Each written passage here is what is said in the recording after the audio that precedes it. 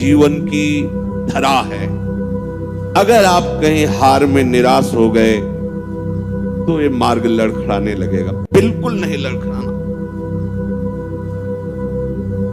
आप लोगों को तो रोज सत्संग मिल रहा है, अपने को तो ऐसा भी सौभाग्य नहीं था कि सत्संग रोज मिले। कम से कम सत्संग में हमें वो शब्द मिल जाते हैं जिनसे हम पुनः हृदय को उत्साहित करके इस मार्ग में चला पाते हैं। इसलिए बहुत मंगलमय मार्ग है, पर बहुत कठिन मार्ग है।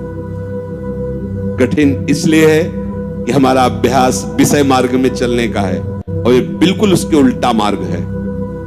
अब कभी न कभी कोई न कोई ऐसी आक्रमण वृत्ति माया की होगी जहां हम हार सकते हैं, तो हमें कभी निराश नहीं होना, ये हृदय में बैठा लीजिए। दूसरी एक उपासक के अंदर वृत्ति रहती है कि अगर मैं ये देख लूं, अगर मैं ये भोग लूं, बार बार जो मन कहता है एक बार उसको समझा देंगे ना कि देखो भोगा उसमें सुख नहीं, जैसे शास्त्रों में लिखा है। ये होता है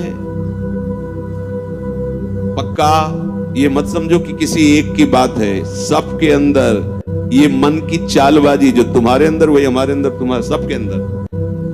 एक बार देख लेते हैं, हृदय में जलन होती है, पीड़ा होती, व्यथा होती। उपासक उसकी काट तो जानता है पर प्रयोग नहीं कर रहा, विषय आकर्षण के कारण काट जानता। उपासक तभी बना है जो उसको पता है। अगर उपासक है तो सत्संग सुना ही होगा, शास्त्र स्वाध्याय किया होगा, तो शास्त्र स्वाध्याय सत्संग इसी के लिए तो ज्ञान मिलता है, इन्हीं से लड़ने के लिए। पर उस समय विषय प्रीता होने के कारण वो उनका प्रयोग करना भूल जाता है। अब जो ये बात आई है इस पर समझना होगा। पहली बात तो हमने पूरी आपको बता दी कि कहीं हमको लड़खड़ाना नहीं, निराश नहीं होना। किसी भी परिस्थिति में निश्चित भगवत प्राप्ति होगी। चुप शांत, कहीं कोई इसमें तर्क की कोई गुंजाइश नहीं है। भागवत में लिखा हुआ अगर मेरा भक्त है, अनन्य है, उसके हृदय में नाना प्रकार की विषय वासना है, तो मैं उसके हृदय में बैठकर उसको निर्विकार करता हूं। ध्रुवदास जी 42 लीला में कहते हैं, यद्यपि भक्त अनन्य जो विषय इंद्रियन बस होए, कर्मठ कोटि जितेंद्रियन ते समलाय न कोय। यदि वो श्यामा श्याम का अनन्य है पर विषयी है तो करोड़ों कर्मकांडी और जितेंद्रिय इसकी समानता नहीं कर सकते, क्योंकि कर्मकांडी को कर्म पर विश्वास है, जितेंद्रिय को अपनी जितेंद्रियता पर विश्वास है, और इसको प्यारे जो का भरोसा है, लेकिन इसकी बराबरी कोई नहीं कर सकता। यद्यपि वो विषय, यद्यपि भक्त अनन्य जो विषय इंद्रियन बस होए। ये कोई केवल ऐसे नहीं कि भाषण हो रहे हैं, मनमानी जो आया सो बोल दिया। तस्मात् शास्त्रम प्रमाणम, और सबसे बड़ा शास्त्र ये है हमारी छाती, जिसको हम जीते चले आ रहे हैं।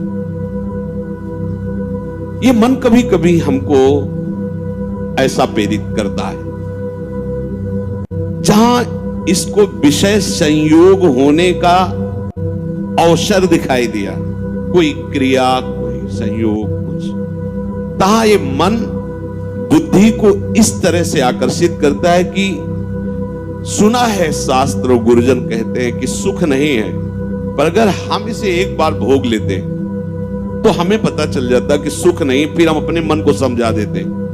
इस बात पर आपको सावधान होना है। ये नहीं कि ये हमारे हृदय में आती, इनके हृदय में आती, इनके आपके हृदय में नहीं, ये चराचर जगत की बात कह रहा हूं। जो मन को पढ़ा जाता है ना, जैसे संत जन दूसरे की बात 1 मिनट, ये सिद्धि की बात नहीं होती, वो अपने मन को पढ़ते हैं और वही बात कहते तो वही सबके मन में लगा, हाँ अरे यार ये तो हमारे मन की बात बोल दिया, ऐसे ही चल रहा था। ऐसा वो नहीं है कि तुम्हारे मन की बात कह रहे, नहीं, उन्होंने अपने मन को पढ़ा है, अपने मन को देखा है। आप बहिर्मुख हो इसलिए समझ नहीं पा रहे, वो उसी को पढ़ते रहते, एक एक हरकत उसकी देखिए। तो जब वो बात कह रहे हो, जब आपको मन में वही चल रहा है, तो आपको लगता है तो हमारे मन की आज जो सत्संग हुआ केवल मेरे लिए हुआ।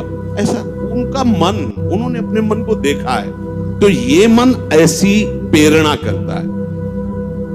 जब हमारा मन किसी भी भोग के लिए ऐसी प्रेरणा करे कि यदि हमें ये भोग मिल जाता तो हम अनुभव कर लेते और मन शांत कर लेंगे। ऐसा होता है कि बहुत दिन से यार लगा है मन में कि समोसा चटनी लाओ यार, एक बार खा के देखते हैं, ये चीज देख लेते। चलाओ।